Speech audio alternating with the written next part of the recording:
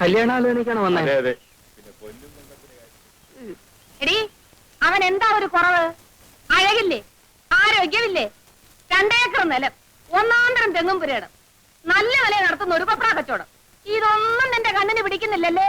അപ്പൊ പശുവും തൊഴുത്തുവോ? ആ, അത് വേറെ. എനിക്ക് വേണ്ടെന്ന് വെച്ചാ വേണ്ട. 1 2 അല്ല, 26ാമത്തെ ആലോചനയായത്. ഇതും നിനക്ക് വേണ്ടാന്ന് വെച്ചാ പച്ചവെള്ളം ഞാൻ തരത്തില്ല. എന്റെ ലക്ഷ്മി കുട്ടി, നീ കിടന്ന് തിളയ്ക്കാതെ. 8ഉം പൊട്ടും തിരിയാത്ത കൊച്ചിനോട് വർത്താനം പറയുന്ന രീതിയാണത്. എന്റെ മോളോട് ഞാൻ പറയാം. അച്ഛന്റെ മോള് ആ പയ്യനെ ശരിക്കും കണ്ടോ? നല്ല സിനിമാ നടനെ പോലെ ഇരിപ്പില്ലേ? ആരെ പോലെ ആയാലും എനിക്ക് വേണ്ട. എന്റെ മോളെ, നീ ഇങ്ങനെ വാശി പിടിച്ചാൽ അച്ഛൻ ചങ്ക് പൊട്ടി ചത്തുപോകും. നിനക്കിടയിലില്ലേ 3-4 കൊച്ചുങ്ങള്? നിങ്ങൾ ഇങ്ങനെ ഇരുന്ന് പുന്നാരം പറഞ്ഞിട്ട് അവള് തലയെ കയറുന്നത്. വല്ലവനുമായിട്ട് പ്രേമോ കുന്തോണ്ടെങ്കിൽ മനസ്സിലാക്കാം. വരുന്ന ഒരുത്തനെ അവൾക്ക് പിടിക്കൂല. എടി സത്യം പറ, നിന്റെ ഉള്ളിലിരിപ്പ് എന്താ? കല്യാണത്തൊക്കെ പട്ടണത്തിന് വരണം. ചേച്ചി പട്ടണത്തിലേക്ക് കൊണ്ടുപോകണം. ചെക്കൻ പാന്റ് ഷർട്ട് ഇടണം, ഇംഗ്ലീഷ് പറയണം, പരിഷ്കാരം വേണം, സിഗരറ്റ് വലിക്കണം, പട്ടണത്തിൽ പോണം, ഇംഗ്ലീഷ് പഠിക്കണം, നിന്റെ അമ്മയുടെ തല വേണം. ഇതിന്റെ ഇടയ്ക്ക് ആ പീക്രാന്തി ഉണ്ടല്ലോ.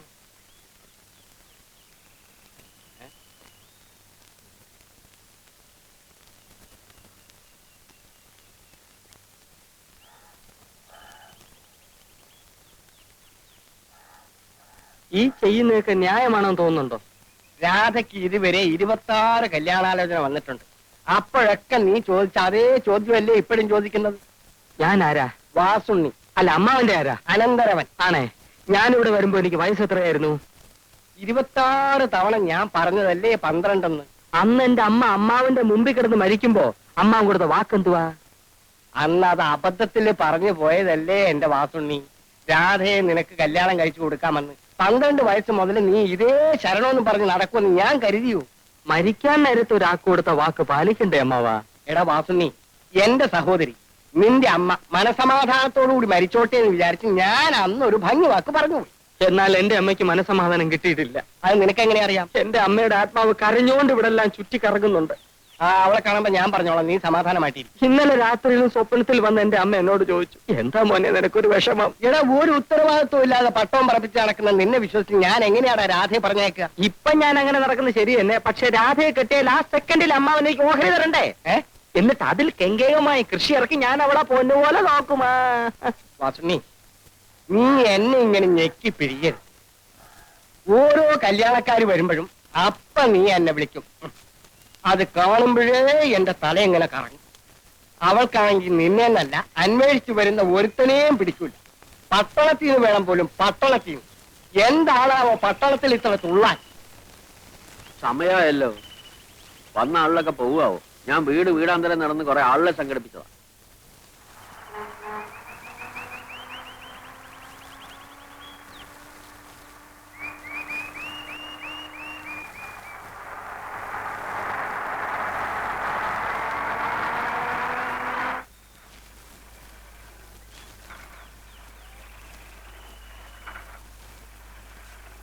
കുടുംബാസൂത്രണ ക്യാമ്പിന്റെ ആൾക്കാരല്ലേ? അതെ. ഉദ്ഘാടനത്തിന് വീഡിയോക്ക് വരാൻ പറ്റില്ല എന്ന് പറഞ്ഞു. അദ്ദേഹത്തിന്റെ അച്ഛന് അസുഖം കൂടുതലാണത്രേ. അതുകൊണ്ട് വേറെ ആരെങ്കിലും വിളിച്ച് ചോദിച്ചോളാൻ പറഞ്ഞു. ഇനിയിപ്പോ 11 മണിക്കൂർ ആരെ അന്വേഷിച്ചു പോകാനാ? തന്തയ്ക്ക് സൂക്കേട് വരാൻ കണ്ട ഒരു സമയം. നിങ്ങളത് ഏറ്റപ്പോഴും മനസ്സിലായി. കുഴക്കുള്ളൂ. ഞാനും ചെയ്യാനാ? ഇനിയിപ്പോ ഒരൊറ്റ പോവഴിയുള്ളൂ. ഞാൻ പറഞ്ഞേക്കാം, നിങ്ങൾ എല്ലാവരും കൂടെ നിർബന്ധിക്കുകയാണെങ്കിൽ ഞാൻ ആ കർത്തവ്യം കൊണ്ട് നിർവഹിക്കാം. അതേതായാലും വേണ്ട. നാട്ടുകാർക്ക് പരിചയമില്ലാത്ത ആളായിരിക്കണം. അങ്ങനെ ഒരാളെ ഇപ്പൊ എവിടെ അന്വേഷിച്ചു പോകാനാ? നാട്ടുകാർക്ക് പരിചയമില്ലാത്ത ഒരാളെ.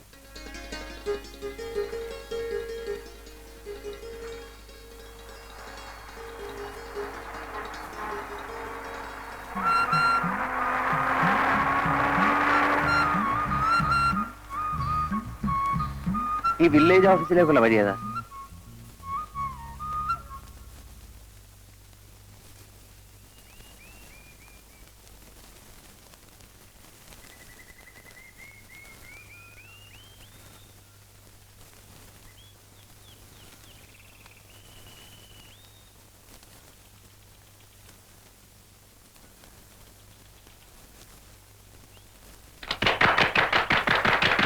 നന്മകൾ മാത്രമുള്ള നല്ലവരെ കൊണ്ട് മാത്രം നിറഞ്ഞ ഒരു ചെറിയ ഗ്രാമപ്രദേശമാണ് ഞങ്ങളുടെ. സാർ ഒന്നുകൊണ്ട് കുട്ടികൾ നിശബ്ദരായിരിക്കൂ, നിശബ്ദരായിരിക്കൂ. കുട്ടികൾ ഇങ്ങോട്ട് കയറിക്കോളൂ. ഇവിടെ ഇരിക്കാം.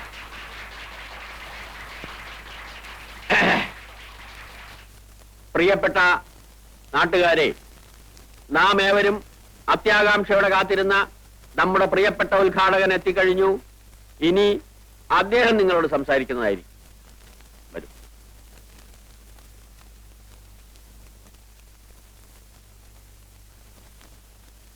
പ്രിയപ്പെട്ട സഹോദരന്മാരെ, സഹോദരികളെ,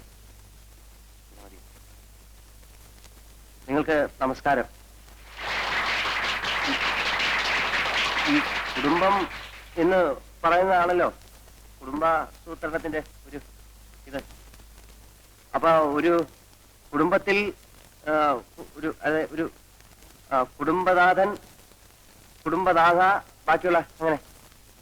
അപ്പോ കുടുംബം എന്ന് പറഞ്ഞാൽ അങ്ങനെ ഇരിക്കുന്ന ആ സന്ദർഭത്തിൽ കുടുംബത്തിൻ്റെതായിട്ടുള്ള ഒരു സൂത്രമാണ് ഈ കുടുംബാസൂത്രണം.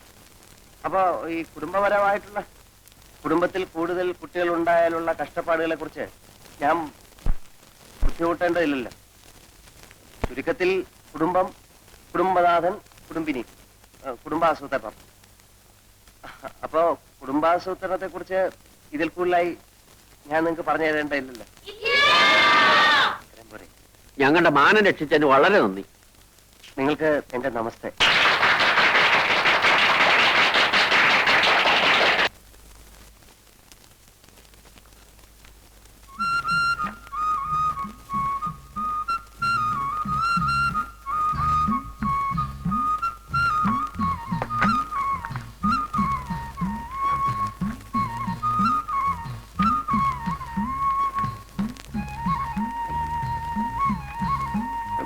ഇതിനു മുമ്പുള്ള ആൾ ഈ ഫയലുകളൊന്നും നോക്കിയിരുന്നില്ലേ?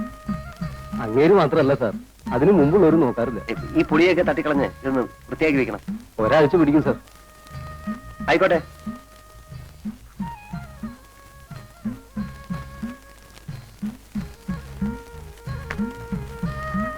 ദേവുണ്ടോ? ആ ഉണ്ട്.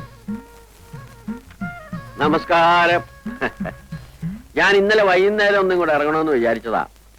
അവിടെ ഈ സ്റ്റേജ് അഴിപ്പിക്കാനും മൈക്കിന്റെ ആളിനെ പറഞ്ഞു വിടാനും വേണ്ടി കൂടെ നിൽക്കേണ്ടി വന്നു.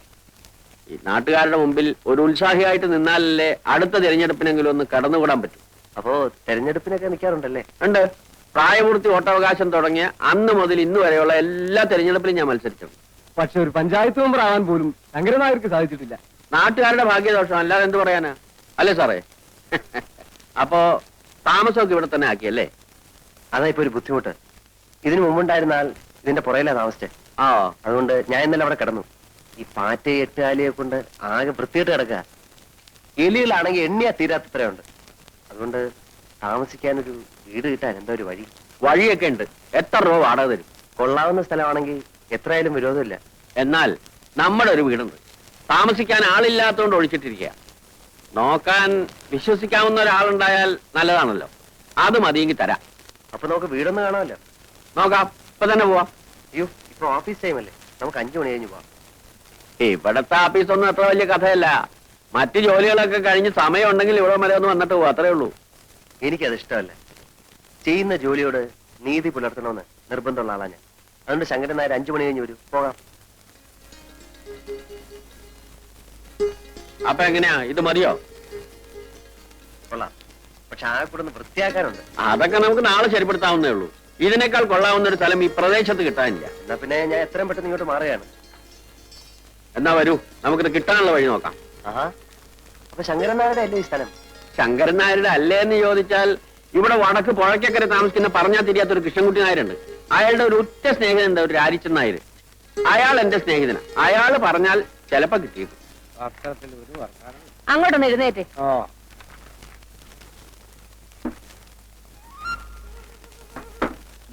ഇതാണ് രാരിച്ചൻ നായരുടെ വീട്. അവിടെ ഉണ്ടാവും. ആ, ലക്ഷ്മിക്കുട്ടി, ആ ശങ്കരൻ നായർ ഒരാളെയും കൂട്ടി വരുന്നുണ്ട്. ചിലപ്പോ കല്യാണാലോചനയ്ക്കാവും. നീ പോയിട്ട് കുറച്ച് കാപ്പി ഇട്ടേ. ആ, വരൂ വരൂ.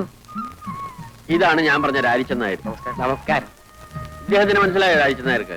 മനസ്സിലാക്കാൻ എന്തിരിക്കുന്നു? ശങ്കരൻ നായരല്ലേ കൂട്ടിക്കൊണ്ടുവന്നത്. മോശക്കാരനായ ഒരാളെയും കൊണ്ട് എന്റെ വീട്ടിലേക്ക് വരൂ. പേരെന്താ? വിനയൻ. നല്ല പേര്.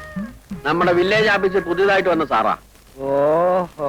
സാറിന് താമസിക്കാൻ സൗകര്യമുള്ളൊരു വീട് വേണം. അപ്പോ ഞാൻ ആ അമ്പലപ്പറമ്പിന്റെ പിന്നിൽ ഒഴിഞ്ഞു കിടക്കുന്ന നമ്മുടെ കൃഷ്ണൻകുട്ടി നായരുടെ വീട് അത് കാണിച്ചു കൊടുത്തു. പിടിച്ചോ? ആ പിടിച്ചു. ഒന്നിങ്ങി വന്നേ. കാപ്പിയുടെ കൂടെ പലഹാരം വല്ലതും കൊടുക്കണോ? എന്റെ ലക്ഷ്മിക്കുട്ടി, കാപ്പിയും വേണ്ട പലഹാരവും വേണ്ട. അയാള് വില്ലേജ് ഓഫീസിലെ ഒരു ഉദ്യോഗസ്ഥനാ. വീട് അന്വേഷിച്ച് നടക്കുക. അപ്പോ വീട് പിടിച്ചു അല്ലേ? അതെ. അത് കൃഷ്ണൻകുട്ടി നായരെ കണ്ട് രാജിച്ച നായർ ഒന്ന് ഏർപ്പാടായി കൊടുത്തു.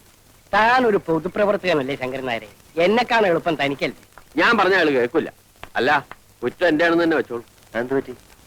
ഇവിടെ കനാല് പണിക്ക് വേണ്ടി വന്ന 5-6 പേർക്ക് 1 മാസത്തേക്ക് താമസിക്കാനായിട്ട് മനക്കിലെ വീട് ഞാനൊന്ന് ഏർപ്പാട് ചെയ്ത് കൊടുത്തു. ജോലി കഴിഞ്ഞാൽ പണ്ടാരങ്ങൾ പോകണ്ടേ? കുടിയടപ്പാവകാശം വേണമെന്ന് പറഞ്ഞ് സമരമായി ബഹളമായി അതിന്റെ കൂടെ കൂടാൻ കുറെ നാട്ടുകാർ. അവസാനം എന്തു പറ്റി? വീട് അവരുടെ പേരിൽ എഴുതി കൊടുക്കേണ്ടി വന്നു. ശേഷം പേർക്ക് മനക്കിലപ്പള്ളി ചവിട്ടാനും വേണം. ഇതാണ് നമ്മുടെ നാടിന്റെ ശാപം. ഗാന്ധിജി വിഭാവനം ചെയ്ത ഇന്ത്യ ഇനിയും എത്രയോ ദൂരെയാണ്. ഓ, വരുന്നുണ്ട് ദുഷ്ടഗുണം.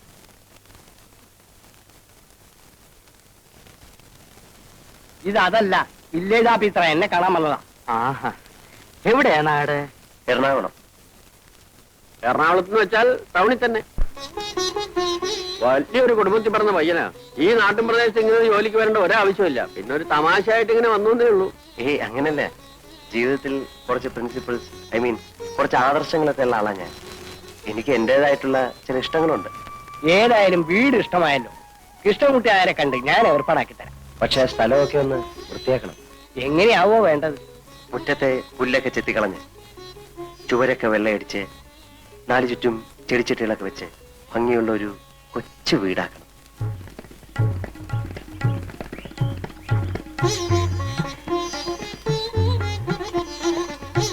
എങ്ങനെ? സാറിന്റെ മനസ്സിന് ഇഷ്ടപ്പെട്ട രൂപത്തിലായോ? ആ, ഒരുവിധം. വസണി, എന്തോ സാധിച്ച ഒരു കിളിക്കൂട് സംഘടിപ്പിച്ച തിരക്കേടിലായിരുന്നു. കിളിക്കൂടോ? അതെന്തിനാ?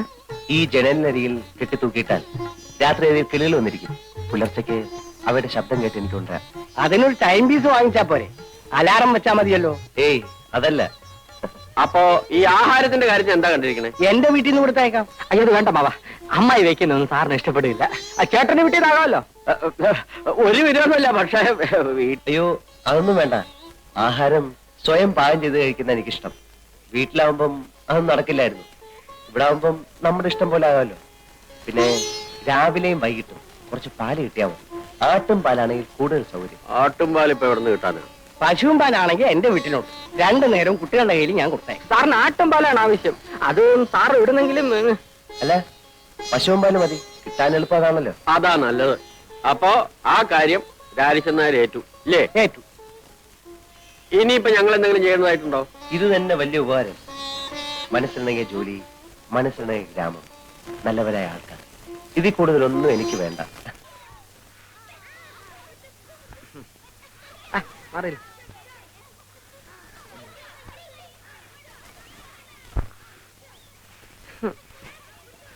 അമ്മായി, ഈ അമ്മാവനെന്താ ഇങ്ങനെ ആയിപ്പോയെ? എന്റെ കുഞ്ഞെ ഒന്നും കഴിക്കത്തില്ല. ഉച്ചയ്ക്കും രാത്രിയും ദേ ഇത്രച്ചൻ ചോറാ ഉണ്ണുന്നത്. പിന്നെ എങ്ങനെ മെലിയാതിരിക്കും? മെലിഞ്ഞ കാര്യമല്ല ചോദിച്ചത്. അമ്മാവന്റെ ബുദ്ധിക്ക് എന്ത് പറ്റി? വയസ്സായി തുടങ്ങിയില്ലേ? ഇനി ബുദ്ധിക്ക് എന്തായാലും എന്താ? അല്ലമ്മായി, കല്യാണം കഴിയാത്ത ഒരു ചെറുപ്പക്കാരന്റെ വീട്ടിലേക്ക് 2 നേരം പാൽ കൊടുത്ത് അയക്കുന്നത് ശരിയാണോ? അതുകൊണ്ട് എന്താടാ തെറ്റ്? നീ ഒരു ചെറുപ്പക്കാരനല്ലേ? നീ പാല് കുടിക്കാറില്ലേ? ഈ അമ്മായിക്ക് എന്ത് പറഞ്ഞാലും മനസ്സിലാകത്തില്ല. ആ വില്ലേജ് ഓഫീസറുടെ വീട്ടിലേക്ക് 2 നേരം പാൽ കൊടുത്ത് അയക്കാമെന്ന് അമ്മാവൻ ഏറ്റിരിക്കുന്നു. നന്നായി. പിണ്ണാക്ക് മേടിക്കാനുള്ള കാശ് എന്റെ അല്ല, പല്ലവരുടെ വീട്ടിലും പാൽ കൊടുത്തിട്ടുണ്ടോ നമ്മുടെ കുടുംബം കഴിയാൻ? എന്നാൽ അയാളോട് ഇങ്ങോട്ട് വന്ന് വാങ്ങിക്കാൻ പറയാം. ഇങ്ങോട്ടോ? അതേതായാലും വേണ്ട. അമ്മായിക്ക് അത്ര നിർബന്ധമാണെങ്കിൽ പിള്ളേരെ കൂടെ തയ്ച്ചാൽ മതി. ശരി. അതുമല്ലെങ്കിൽ അമ്മാവിന്റെ കൂടെ തയ്ച്ചാലും മതി. ഓ, എന്നാലും രാധ അങ്ങോട്ട് അയക്കരുത്. ഇല്ല. വാസുനേട്ടൻ ഇവിടെ ഈ നേരത്ത് വരുമെന്ന് വിചാരിച്ചില്ലല്ലേ? ഇല്ല. ഇന്നലെ ഇവിടെ വരാൻ പറ്റില്ല. സാരമില്ല. രാധേ, എന്തിനാ? ഞാൻ നിനക്ക് അലുവ വാങ്ങിച്ചു വെച്ചിട്ടുണ്ട്. എവിടെ? വാ. ആരും കാണണ്ട.